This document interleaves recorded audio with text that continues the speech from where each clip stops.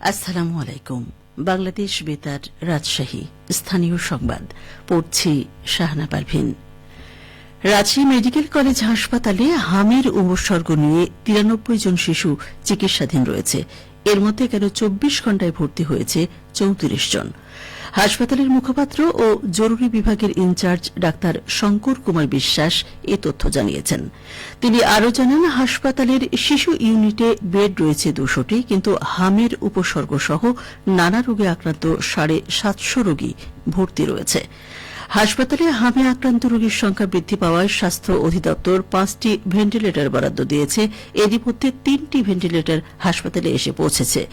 এদিকে হাম পরিস্থিতি দেখতে আজ সকালে রাজশাহী মেডিকেল কলেজ হাসপাতালে পৌঁছেছেন স্বাস্থ্য মন্ত্রণালয়ের স্বাস্থ্যসেবা বিভাগের সচিব কামরুজ্জামান চৌধুরী ও স্বাস্থ্য অধিদপ্তরের মহাপরিচালক প্রভাত চন্দ্র বিশ্বাস। প্রথমে তারা হাসপাতালের পরিচালক সহ সকল বিভাগীয় প্রধান এবং স্বাস্থ্য বিভাগের কর্মকর্তাদের সাথে মতবিনিময় করেন। এ সময় হাম প্রতিরোধে ব্যবস্থা এবং চিকিৎসা সেবা আরও উন্নতি করতে সংশ্লিষ্টদের নির্দেশ দেন। পরে তিনি হাসপাতালের শিশু ওয়ার্ড পরিদর্শন করেন।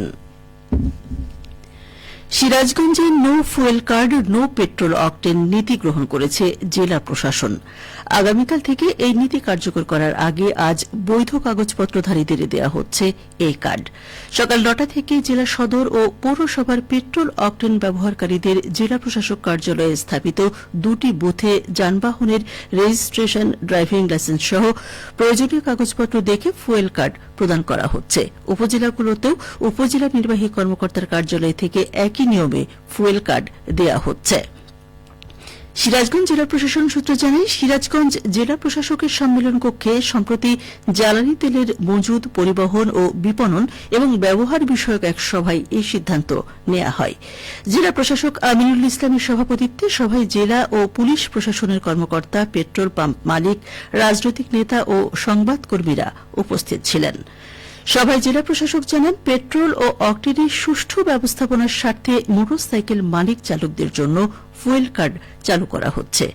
জাতীয় পরিচয়পত্র, ড্রাইভিং লাইসেন্স ও গাড়ির নিবন্ধনের এক সেট ফটোকপি ও একটি পাসপোর্ট আকারের ছবি জমা দিলে তারা বিনামূল্যে একটি ফুয়েল কার্ড পাবেন। নাটোরের নলডাঙ্গা উপজেলায় ক্ষতিকর ও বন্ধু পোকা শনাক্তকরণের মাধ্যমে নিরাপদ কৃষি নিশ্চিত করতে আলোক ফাঁদ স্থাপন করা হয়েছে। আধুনিক ও পরিবেশ বান্ধব কৃষি প্রযুক্তি সম্প্রসারণের অংশ হিসেবে উপজেলা কৃষি অফিসের উদ্যোগে 5টি ইউনিয়নে গত রাতে একই সময়ে এই কার্যক্রম বাস্তবায়ন করা হয়। এই আলোক ফাঁদের মাধ্যমে আবাদি জমিতে থাকা ক্ষতিকর পোকা এবং উপকারী পোকা পৃথকভাবে শনাক্ত করা সম্ভব হবে। ফলে কীটনাশকের সঠিক ব্যবহার এবং অপ্রয়োজনীয় কীটনাশক ব্যবহার কমিয়ে উৎপাদন ব্যয় হ্রাস করা সম্ভব হবে। এতে কৃষির উৎপাদন হবে নিরাপদ। উপজেলা নির্বাহী অফিসার মোহাম্মদ আল ইমরান খান বলেন, বর্তমান সময়ে কৃষিকে আধুনিক ও টেকসই করতে প্রযুক্তি নির্ভর ব্যবস্থাপনা অপরিহার্য। আলোক ফাঁদ ব্যবহারের মাধ্যমে কৃষিতে উৎপাদন বৃদ্ধি ও খরচ হ্রাস পাবে। নওগাঁয় চলতি মৌসুমে 18,020 হেক্টর জমিতে গম চাষ হয়েছে। ফলন ও ভালো বাজার দর পেয়ে খুশি চাষিরা। উৎপাদন বাড়াতে সরকারি প্রণোদনা দিয়েছে কৃষি বিভাগ। এ নিয়ে এখন শুনুন আমাদের নওগাঁ জেলা সংবাদদাতার একটি প্রতিবেদন। বরেন্দ্র অঞ্চলে গমের ফলন কেটে ঘরে তুলছেন চাষিরা। চলতি মৌসুমে বাড়ি গম 32 ও 33 জাতের আবাদ বেশি হয়েছে। ফলন ভালো পাওয়ায় খুশি কৃষক। নওগাঁ সদর উপজেলার বরুণকান্দি গ্রামের 2 জন চাষি যেমনটি বলছিলেন, আমার লাগাইছে আরো 3 মাস আগে, এখন এই কাটা হচ্ছে, কাটে এবং পিঠা হবে, 15 থেকে 16 মণ বিঘারি ফলন আসবে।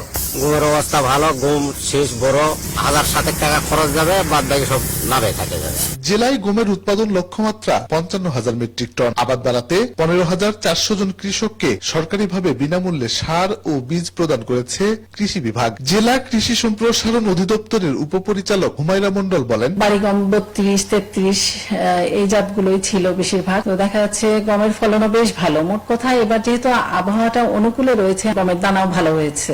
সংশ্লিষ্টরা বলছেন, গম খেতে এবছর রোগবালাই ও পোকামাকড়ের আক্রমণ কম ছিল।